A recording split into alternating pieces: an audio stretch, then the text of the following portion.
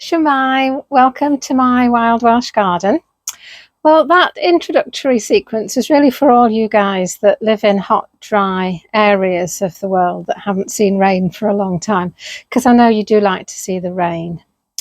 Well, that was earlier this morning and it's now afternoon, and it's doing what they say in Wales is glaw man, which is little rain, the sort of mizzly, drizzly stuff that, just makes everywhere a bit gloomy. But I thought, notwithstanding, I would get on with the garden tour. So, welcome to the July garden tour of my Wild Welsh Garden.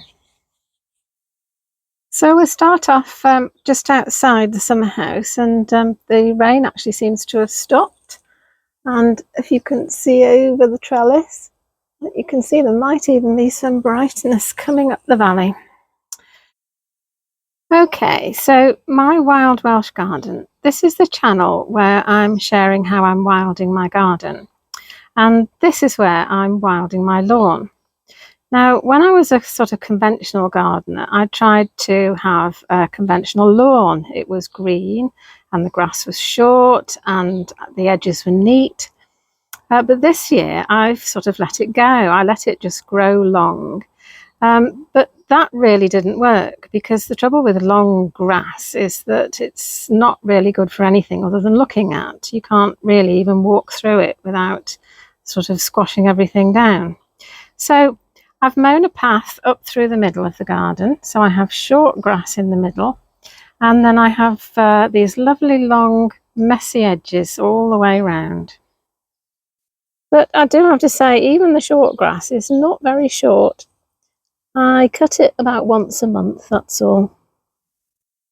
And the other thing is that when I was a conventional gardener, I tried to get rid of the weeds, but now I've given up, and the weeds grow, as you can see, in profusion. So one of the characteristics of a wild garden is that it is quite a bit messier than a conventional garden.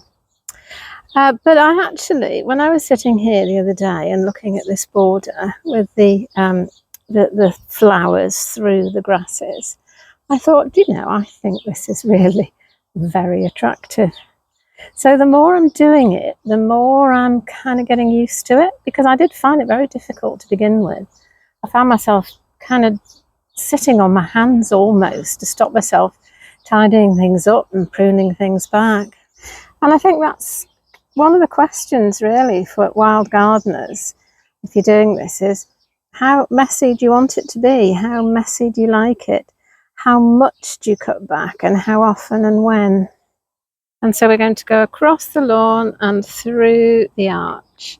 That's a hazel arch that I made from a hazel tree that I coppiced from my land over the road.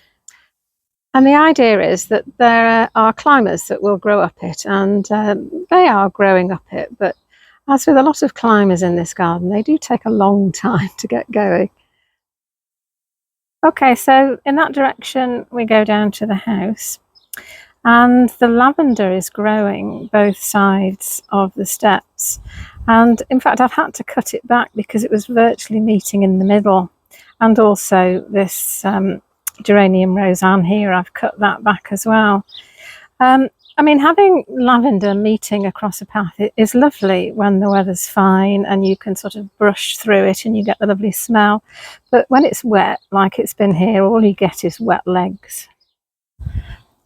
So these are the flower beds, and I've been struggling with the whole thing of how much to cut back and how much to weed and all that sort of thing.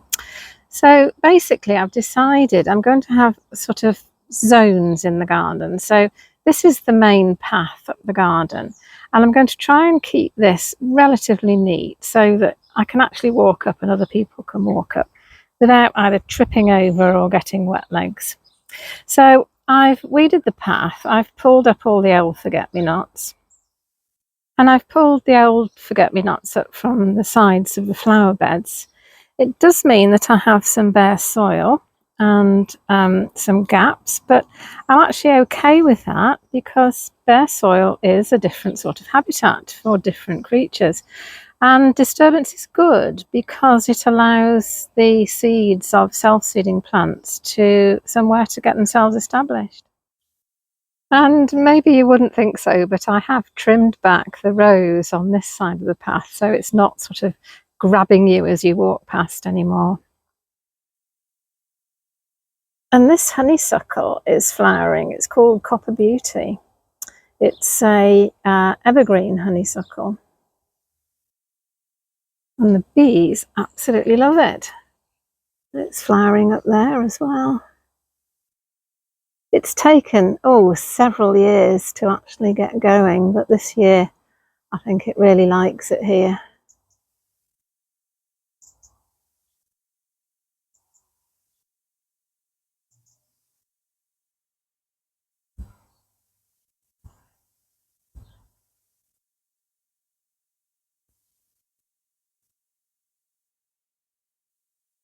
So this main path is going to be the kind of access to the garden. This is going to be the relatively tidy bit and relatively weed free. And then as you sort of move away from it, as you get further to the sides, then things are just more and more weedy, more wild, and just left alone much more. And this is the view from the other side. The roses have gone over, which is a shame. And there's another dilemma. It does just seem like wild gardening is a series of these dilemmas. Do I or do I not? Do I deadhead the roses or don't I deadhead the roses?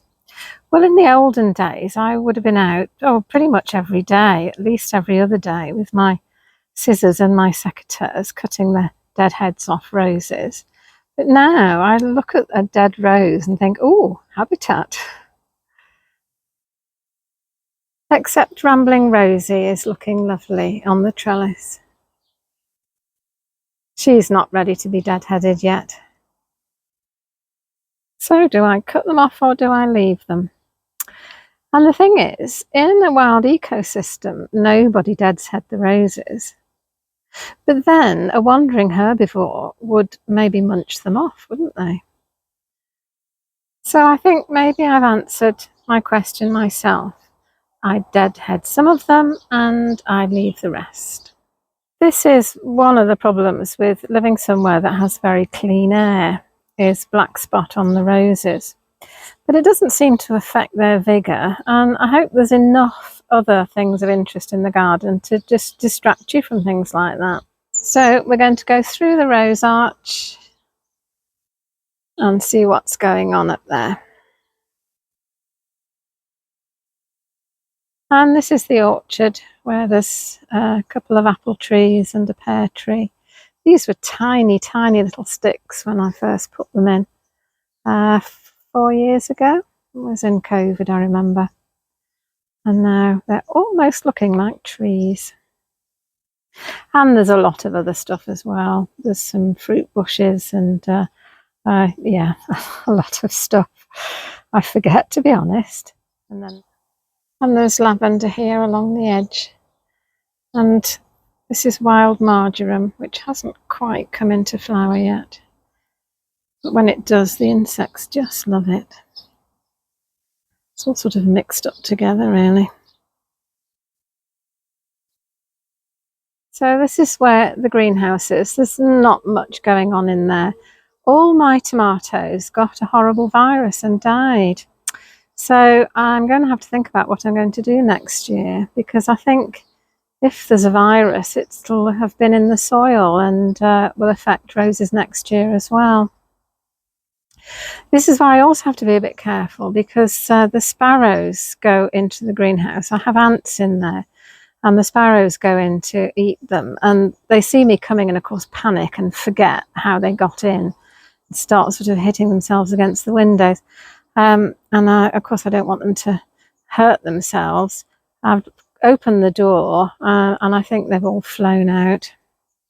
This is the breakfast room, although not a lot of breakfasting going on in here at the moment because of the weather, but this is where I also keep my little plants, and these are all wildflowers that I'm cultivating. And up there's a white buddleia to bring the butterflies in. But I have seen so few butterflies this year, very few in the garden. I've seen a few white butterflies, that's all. And then this is another little bugglia. And hopefully later in the summer, they will both have lots of butterflies on them. So we'll just go a little bit further up, just to outside the greenhouse. This is the bed behind the greenhouse. There's the buddleia up there. There's the autumn raspberries, which are fruiting now, and the summer raspberries, which are fruiting now.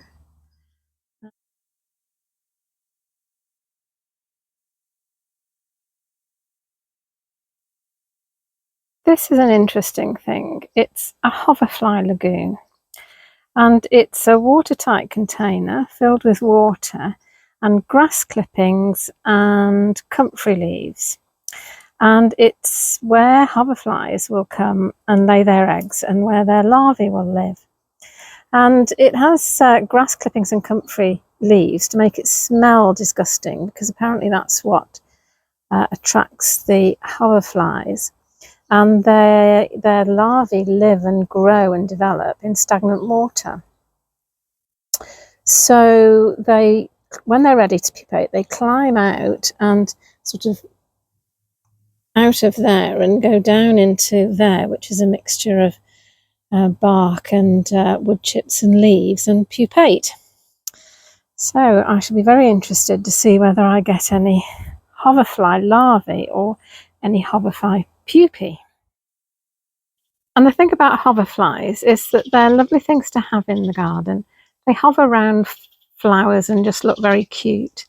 And along with the bees and the butterflies, they're what I call one of the pretties. But their larvae do have different requirements. Some hoverflies, their larvae feed on aphids. So what you need for them is lots of aphids. Some hoverflies just live in ordinary ponds or slow-moving water. But other hoverflies live in stagnant water. So I've got stagnant water for some hoverflies, I've got lots of aphids, and I have ponds for other hoverflies. So I think I'm trying to cater for every single hoverfly in this garden, basically. So outside the greenhouse, there's another messy flower bed that doesn't get weeded very much, to be honest, but you know, I can't see many weeds, or maybe it's because my perception of what a weed is has changed. This is where the pond is, and I have a water lily just about to flower. Oh, and there's a nice bee come to visit the foxglove. But I do have some plants here that could be considered weeds, I do have to say. There's an evening primrose and a sow thistle and another sort of thistle, which I'm going to leave to go to seed for the birds to eat. The evening primrose flowers mostly at night. The flowers open at night, and so they're very good for moths. And all along the back here is a native hedge. It's planted with a variety of different native shrubs and trees.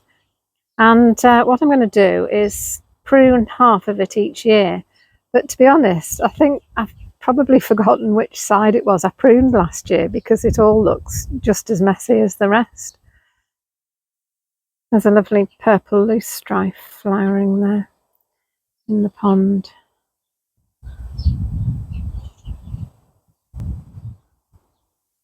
There's another view of this flower bed with another evening primrose there. And here is Verbena bonariensis, which the bees absolutely love. It does self-seed everywhere, but usually in very, what can I say, inconvenient places, like just here, right on the edge of the border. I'm just going to shelter in the shed for a minute because the mizzle, the glow man, has started again. I'll just show you what it was like this morning.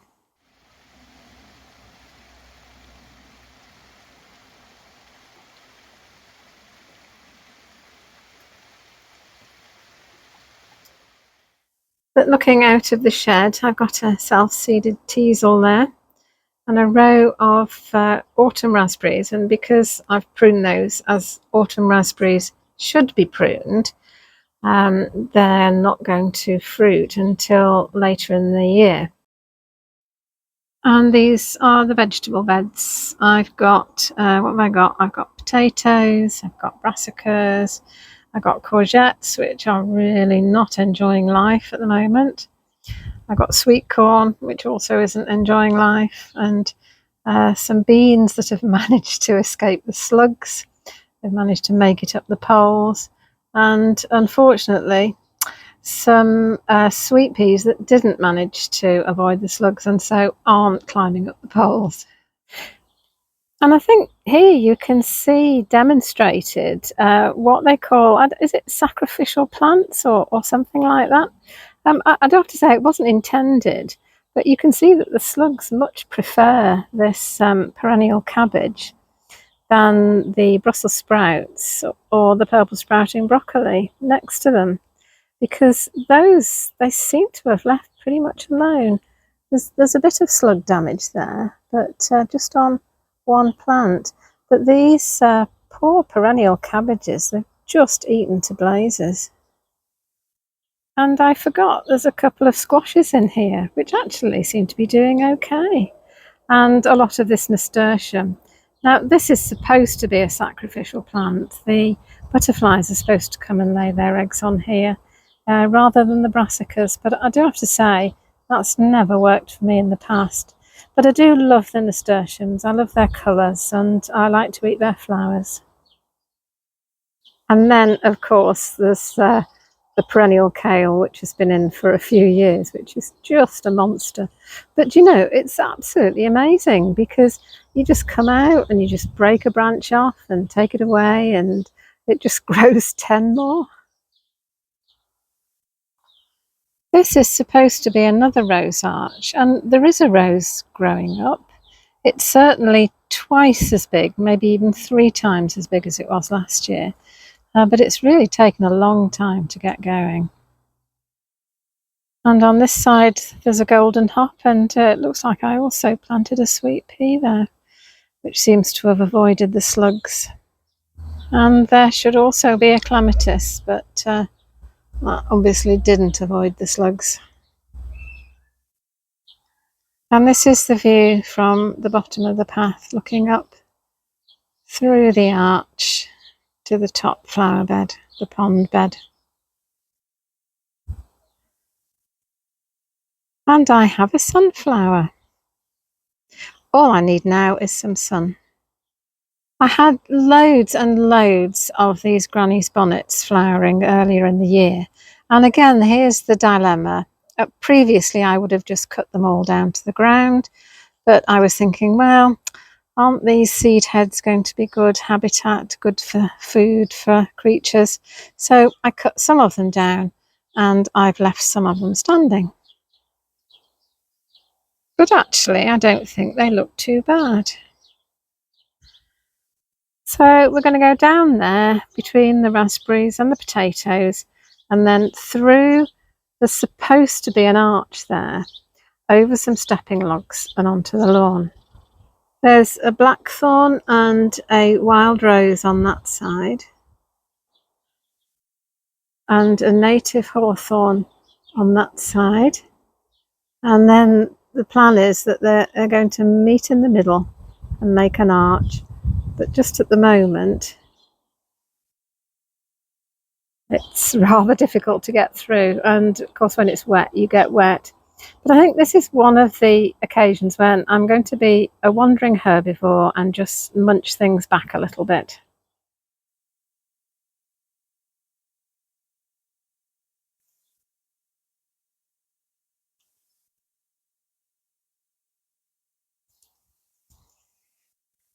And there we are, out onto the lawn. And that little bit of brightness has come a little bit further up the valley. So we're going to go down here to the old woodshed, to what I call the side garden. Now this area, I made another little pond. So this is the new pond, The other pond was the old pond, and this is the new pond. And around the edge I sowed with meadow grass. And this is the area that I'm just going to leave long all year round and provide habitat for all sorts of creatures. And there's a lovely ivy here that is growing and getting thicker, and hopefully will be home for birds. And then this creeper, which actually hasn't anything to do with me. I think it grows in from next door, but it what's it called, a Virginia creeper, and it goes the most fabulous reds and oranges in the autumn. So you've got that to look forward to. I still haven't got round to moving the compost from the old compost bin yet, though. This shed is over 100 years old. It appears on the maps of 100 years ago. And you can see it's suffering a bit from its age. I've had somebody to look at it, and they said it would cost thousands to mend, so I'm afraid it will just have to stay and maybe fall down in its own time. But we can go through here and through an arch which is made out of a piece of metal. I'm not sure what it ever was, but that came out of a mine, and through into the polytunnel. There's a bit more going on in the polytunnel. There's a lovely antirrhinum flowering down there that seeded itself.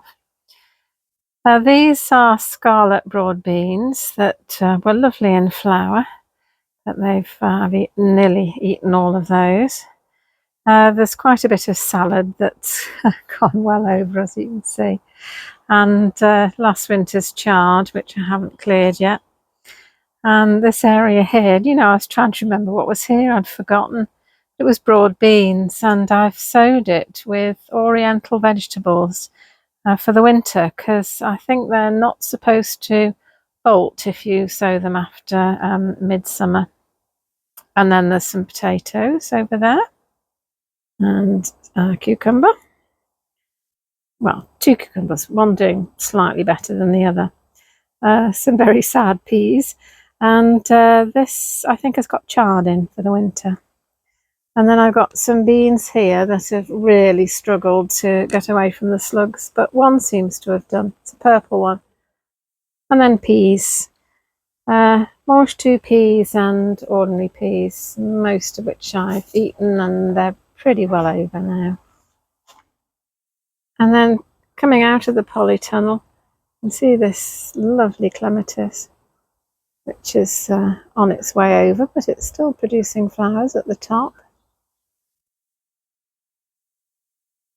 Down by the side of the polytunnel, there's my lovely new compost bins, and that's where the robins were, in the robin box down there on the fence. And this area I'm just going to let go wild. There's some cleavers here, this sort of long, very sticky weed that catches onto your clothes. It's all growing up through here. This is the larval food plant of lots of different moths, so I'm going to leave that to grow as wild as it wants. And there's another sow thistle here. It suffered a bit from when I was building the compost heaps, but it seems to have recovered. And it's already been home to lots of these mining moth larvae. So back down the side of the shed, down to the back door.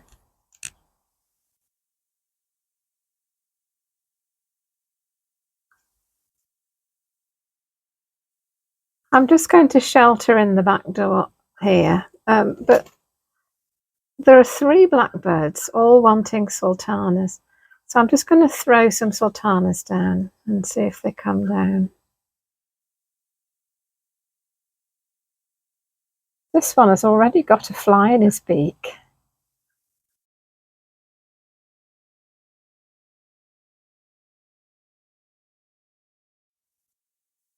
This is the female, a little bit warier.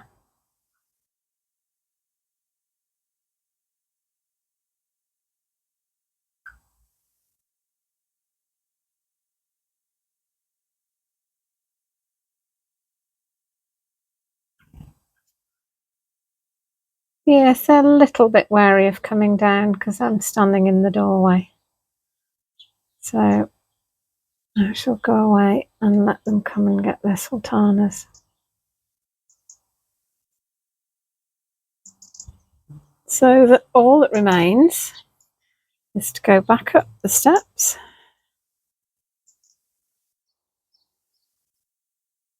That's the view of the lawn from this side and the summer house, and I think I'm just going to go and make a cup of tea and sit in there for a while and watch what's going on.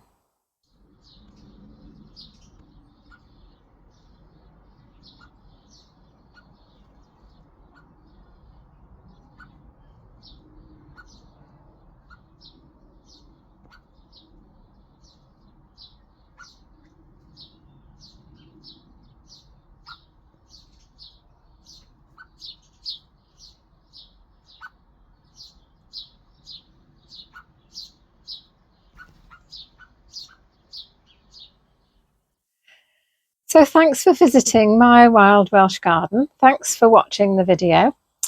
Do come again. I love having your company. As I've said many times, I love reading your comments. I love reading about what you're doing in your own gardens. I love hearing from people the other side of the world. And yeah, so if you've enjoyed the video, if you'd like to continue to follow my journey wilding my garden and seeing all the exciting adventures that I have with the creatures here, please like the video, subscribe to the channel, and I'll see you next time. Bye! Hwyl fawr!